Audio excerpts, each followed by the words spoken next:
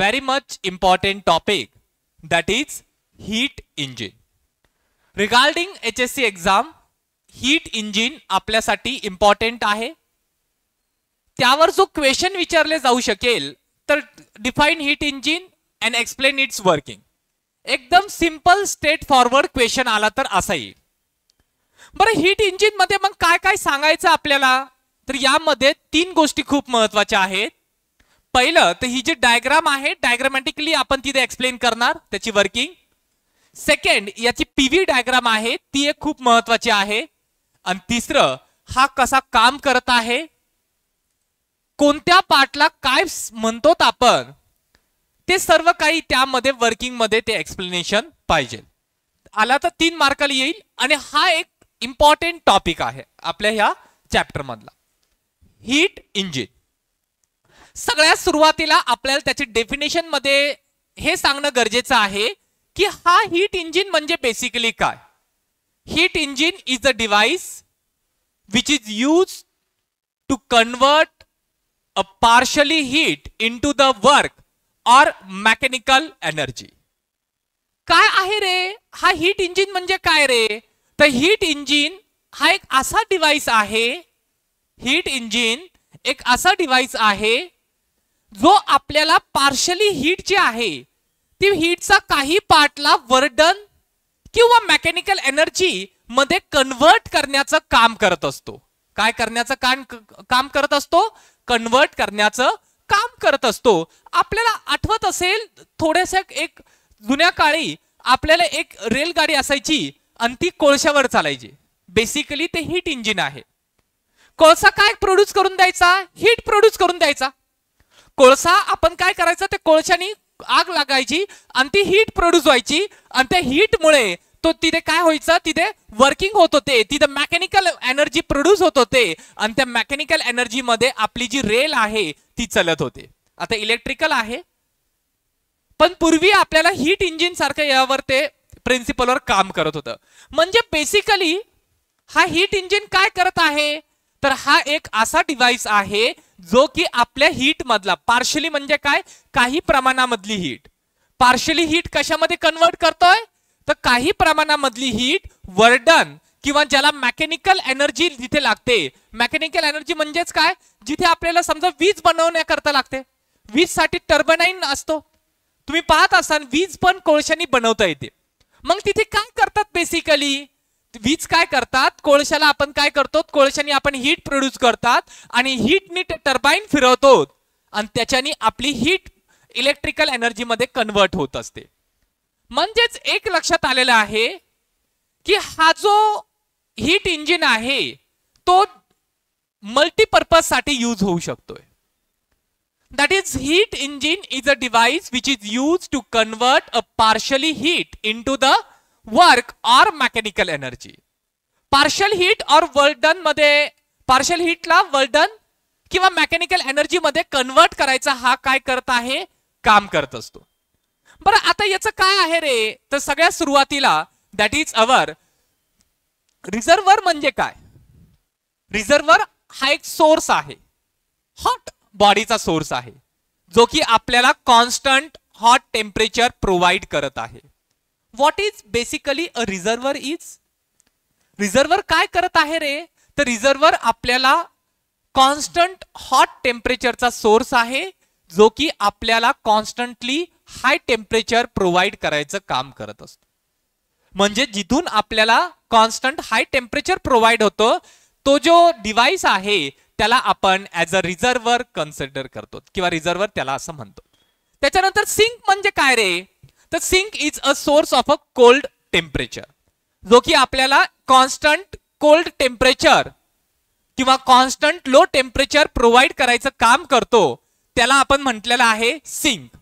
आणि सिलेंडर तर आपल्याला माहितच आहे. What is basically a cylinder, that cylinder which consist movable, massless, frictionless piston.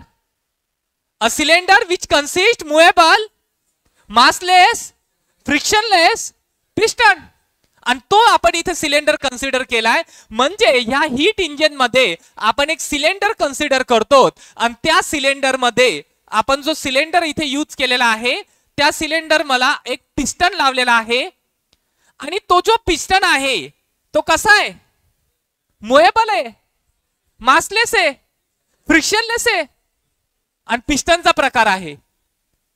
आणि त्यामध्ये आपल्याला जी आयडियल गॅस आहे, दॅट आयडियल गॅस ती कशाचं काम करत आहे, ती सिस्टीमचं काम करत आहे. कशाचं काम करत आहे, सिस्टीम. आणि त्यामध्ये आपला हा पिस्टन आणि हा सिलेंडर कशाचं काम करत आहे, एन्व्हायरमेंटचं काम करत आहे. आणि यामध्ये जी आयडियल गॅस आहे जी ऍज अ सिस्टीम काम करत आहे त्याला आपण ऍज अ वर्किंग सबस्टन्स असं म्हणतो. Means a cylinder which we had the ideal gas which is inside a cylinder that is considered to be a system and considered to be a working substance. मग आता यामध्ये काय होत आहे रे, तर यामध्ये आपल्याला हीट प्रोव्हाइड करत आहोत. आपण जी पण काही हीट प्रोव्हाइड करत आहोत त्या हीटला हे काय करतो, हा वर्किंग सबस्टन्स ऍब्झॉर्ब करतो पहिला. म्हणजे आपण जी पण काही हीट प्रोव्हाइड केलेली आहे त्या हीटला यामध्ये जो वर्किंग सबस्टन्स आहे ऍज अ आयडियल गॅस, ते वर्किंग सबस्टन्स काय करतो, ती हीट ऍब्झॉर्ब करतो. ऍब्झॉर्ब केल्यानंतर त्या हीट मधला काही पार्ट ह्या पिस्टनला मूव्ह करण्यासाठी यूज होतो, वर्डन होतं तिथे. म्हणजेच यामधला जो पार्ट आहे, काही पार्ट जो ऍब्झॉर्ब झालेला आहे, तो ऍब्झॉर्ब झालेल्या पार्ट मधून काही प्रमाणामधला पार्ट ह्या पिस्टनला मूव्ह करण्यासाठी हे करतो. मूव्ह करतो म्हणजे काय करतो रे, वर्डन करतो. ब्रिलियंट.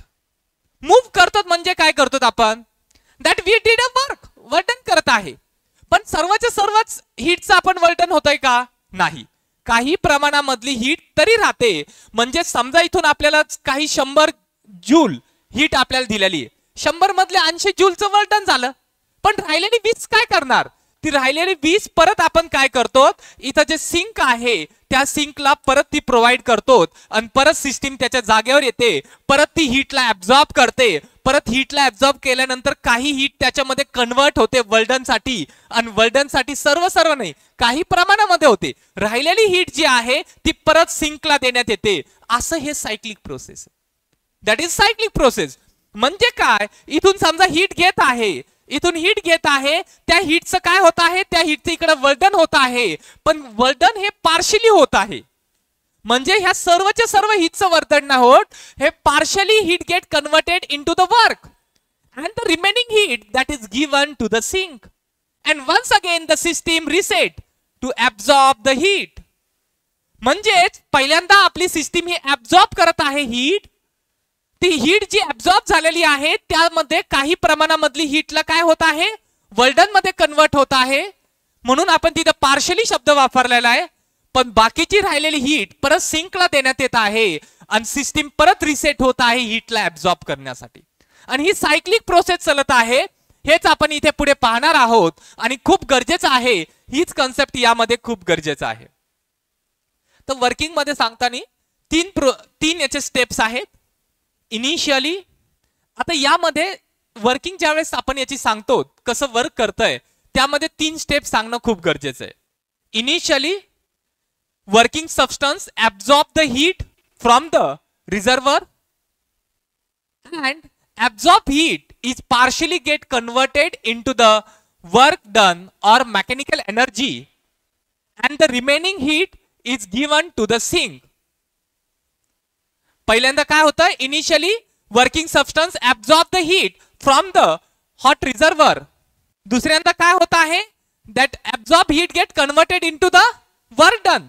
आणि तिसऱ्यांदा काय होत आहे, that remaining heat is given to the sink. हे 3 प्रकार मध्ये आपल्याला हे होत आहे. आपल्याला हे 3 पॉइंट लिहायचे ते व्यवस्थित, आणि इथे आपल्याला ते मार्क भेटतात. एकदम सिंपल. आणि सगळ्यात महत्वाचं म्हणजेच याचं आपल्याला आणखीन काय करायचं आहे, याची एक पीव्ही डायग्राम आहे ते आपल्याला तिथे दाखवणं खूप गरजेचं आहे. That is our PV diagram. This is a PV diagram of heat engine. 2 diagram आणि थोडंसं त्याचं एक्सप्लेनेशन, तिथे आपल्याला मार्क भेटून जातील. तर यामध्ये सांगताना आपल्याला सगळ्यात सुरुवातीला काय म्हणतो रे, तर इकडे एक्स एक्सेसला व्हॉल्यूम आणि वाय एक्सेसला प्रेशर असं आपल्याला इथे रिप्रेझेंट होत आहे. एक्स एक्सेसला काय आहे, व्हॉल्यूम, आणि वाय एक्सेसला काय आहे, प्रेशर आहे. आणि इथे आपल्याला A to B A to B, B to C, C to D, D to A, ही सायक्लिक प्रोसेस जी मी तुम्हाला समजवत होतो ते मी इथे तुम्हाला समजून सांगतो. पहा इकडे, सर्वात सुरुवातीला काय होत आहे रे? हीट ऍब्झॉर्ब होत आहे. पहिल्यांदा हीट काय होत आहे? Heat get absorb. म्हणजे A to B ज्यावेळेस जात आहे आपली सायकल, A to B जाताना आपल्याला हीट काय होत आहे? हीट ऍब्झॉर्ब होत आहे. बरं, ती हीट ऍब्झॉर्ब केलेली B to C जाताना काय होत आहे? ती काही पार्शली वर्क डन मध्ये कन्वर्ट होत आहे. Work done by the gas. गॅसवर वर्क डन होत आहे, गॅस वर्क डन करत आहे आणि त्याच्यामुळे तो पिस्टन मूव्ह करणार. वर्क डन होत आहे by the gas, positive work done झालेला आहे. पॉझिटिव्ह वर्क डन झाल्यानंतर काहीतरी हीट त्याच्यामध्ये रिमेनिंग आहे. ती जी रिमेनिंग हीट आहे ना, ती C to D जाताना काय होते? रिजेक्ट होत आहे. हीट काय होत आहे? C to D जाताना ती रिजेक्ट होत आहे आणि रिजेक्ट झाल्यानंतर work done on the gas. आता इथे काय होत आहे? Work is done by the gas. Gas काय करत होता? Gas work done that is work is done by the gas. म्हणजे गॅस हा पिस्टनवर वर्क डन व्हायचा, याच्यावर एक्सपान्शन होत होतं, यामध्ये एक्सपान्शन होत होतं. एक्सपान्शन झाल्यानंतर तिथे काय होतं? हीट रिजेक्ट होते आणि हीट रिजेक्ट झाल्यानंतर परत सिस्टीम त्याच्या इनिशियल पोझिशनला येत असते. There is a work done on the gas. गॅसवर वर्क डन होत आहे, म्हणजे इथून इथे पॉझिटिव्ह वर्क डन होत आहे आणि D to A हे निगेटिव्ह वर्क डन होत आहे. ज्यावेळेस सिस्टीमचं एक्सपान्शन होत असेल तर तिथे पॉझिटिव्ह वर्क डन असतं. ज्यावेळेस सिस्टीमचं कॉम्प्रेशन होत आहे तिथे निगेटिव्ह वर्क डन होत आहे, हे आपल्याला माहित आहे आणि इथे आपण ते लक्षात घेत आहोत. बरं, मी एकदम छानपैकी पूर्ण एकदा एक्सप्लेनेशन देत आहे. नेमकं तुम्हाला काय काय याच्यामध्ये लक्षात ठेवणं गरजेचं आहे ते लक्षात घ्या. एकदम इनिशियल स्टेटला तुमचा पहिला सेंटेन्स पाहिजे, heat engine is a device which partially convert a heat into the work or mechanical energy. Heat engine असा डिव्हाइस आहे जो काही प्रमाणामधल्या हीटला वर्क डन किंवा मेकॅनिकल एनर्जी मध्ये कन्वर्ट करून देत असतो. सेकंड पॉइंट मध्ये तुम्हाला काय माहित पाहिजे? सेकंड पॉइंट जो तुमचा आहे त्याच्यामध्ये लिहायला पाहिजे तुम्ही, that heat engine consist a different part like reservoir, sink, cylinder, working substance.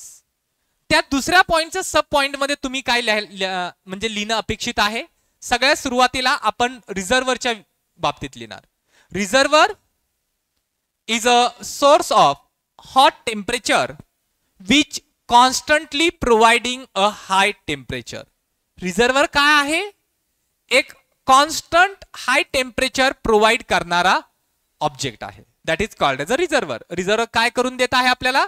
एक कॉन्स्टंट हाय टेम्परेचर प्रोव्हाइड करून देत आहे. त्याच्यानंतर सिंकच्या विषयी लिहिणं गरजेचं आहे. सिंक म्हणजे काय? That sink is a device which provide constant low temperature. तो काय करून देत आहे? कॉन्स्टंटली लो टेम्परेचर प्रोव्हाइड करत आहे. त्यानंतर आपल्याला सिलेंडरच्या बाबतीत लिहिणं गरजेचं आहे. That heat engine consist a cylinder which consist a piston which is movable, massless, frictionless piston.